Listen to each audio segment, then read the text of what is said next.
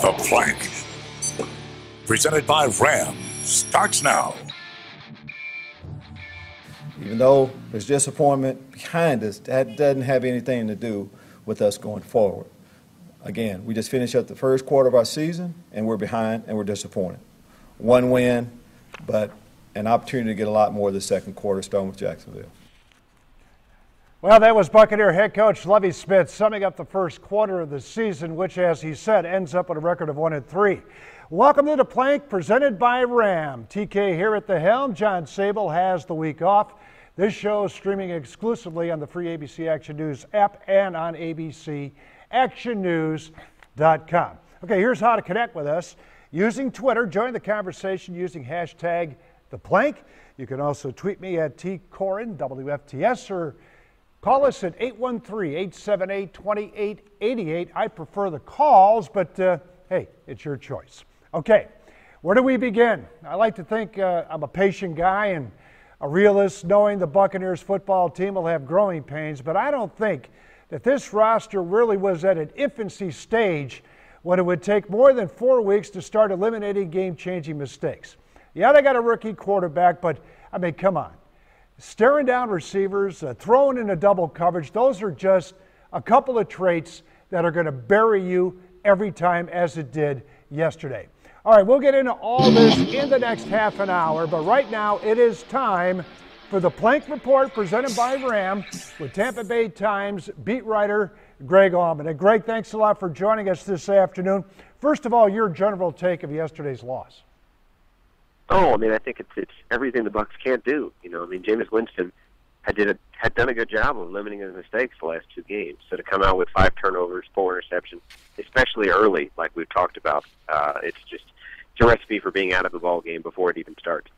You know, what's amazing to me is I understand he's a rookie, but he makes a little progression and then he regresses. That first pass, totally ill-advised, double coverage, and then I don't even know why they even called it into a Brandon Myers tight end going up against Josh Norman. That to me was insane. But the fact of the matter is, Greg, is that do you agree with me? I like to see a little progression, you know, each week, but I'm not seeing that. I'm seeing a regression. Yeah, I mean, I think there are areas in which they took a step forward. I think they were much better on third down this week. But you think about just minimizing mistakes is the story we're going to be writing about all year with Jameis Winston, and 4 interceptions. You know, it makes the rest of the team moot if the kicker misses kicks and the quarterback throws 4 picks. There's not much the defense can do to overcome that. I mean, they outgained Carolina by like 170 yards and still lost by 2 touchdowns. So until he can at least minimize those mistakes, maybe 1 interception, one turnover a game, that's going to be a limiting factor on the Bucs' success. Do you think that maybe they ought to start rethinking of how they're going to utilize Jameis, maybe rein him back a little bit, much the way Tennessee has done with Mariota?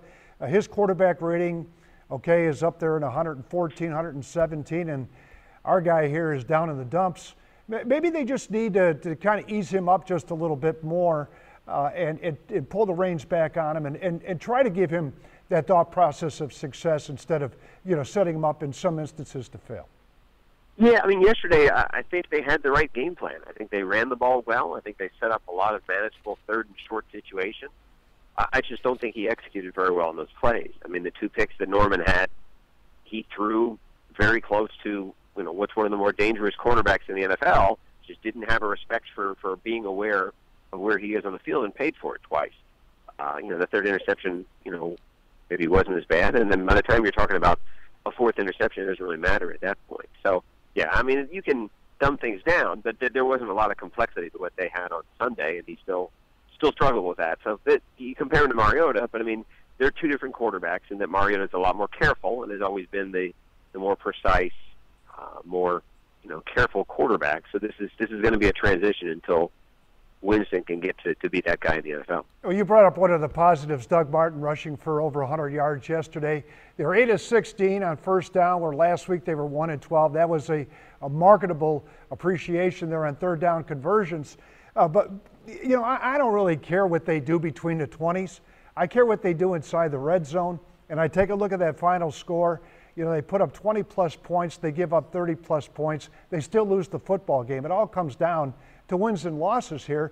And it just – I don't know if this team, A, knows how to win yet, or B, knows how to finish. Right, and then when you talk about missed field goals, the fact that you're going for a field goal means the offense failed to do their job in terms of getting into the end zone. You know, I don't know that people thought they would be too much better than 1-3, maybe 2-2 at this point. You know, they're not losing to good teams either. I mean, I know Carolina's 4-0, but I don't know that they're that strong a 4-0.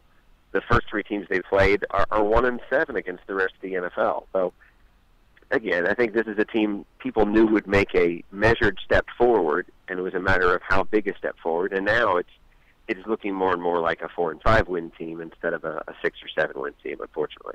You know, of course, Kyle Brinza right now is probably sitting on pins and needles. I have not heard yet whether or not a release is happening or will happen.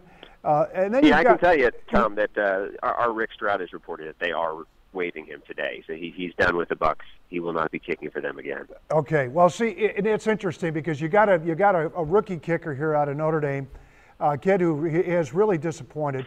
You've got a first-round pick, number one overall pick in the draft, who is disappointing. But it's amazing where you are in the pecking order as to how much patience a team has with a player, i.e. Jameis Winston versus Brinza. Yeah. You know what I'm saying? You know, they gave Winston $16 million guaranteed, so that buys you a longer leash than having almost no investment in Kyle Brinza. They've paid him probably, I don't know, $125,000 to this point.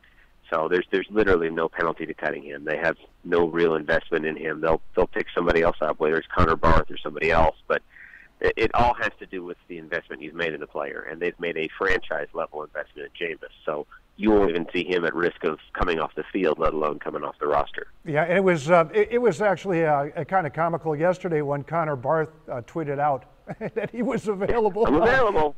Yeah, right. you got to love that. It's funny, but that's where it is right now. It is. Greg, listen, as always, thanks a lot for joining us, and hopefully this Buccaneers team gets its act together against Jacksonville. All right, Tom, thanks again. We'll talk again soon. Appreciate it. Thank you. That's Greg Auman joining us there from One Buck as he gets ready to talk to the players today. Lovie Smith will be talking to the media later around 4 o'clock this afternoon. But as Greg just said, as Rick Stroud from the Tampa Bay Times is reporting, Kyle Brinza is out. Okay, well, the team is going through the film right now of yesterday's loss. And, you know, I was talking with Mike Evans after the game, and there was, when they go through these game tapes, things can really get emotional. Mike was telling me that yesterday, and it's more self-criticism than it is anything else. But here's Lovie right now on Sunday's loss to Carolina. All losses are disappointing, but we shouldn't be getting beat that way. Played a good football team today, and they did some things that good football teams do. And until we stop doing things like that, we're not going to win a whole lot of games. Now, I happened to check out the TV ratings for yesterday's game, and there was a free-flowing file out of fans at Ray J starting before halftime. Some of it had to do with the rain, but the TV ratings, they were strong. They stayed strong throughout the game.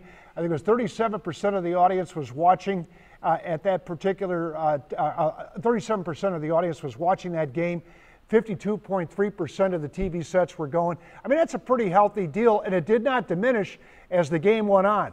And I know if you were at the game, you were screaming, and I don't know what you were doing in your living room, but certainly the Bucs bench got an earful from the folks behind them.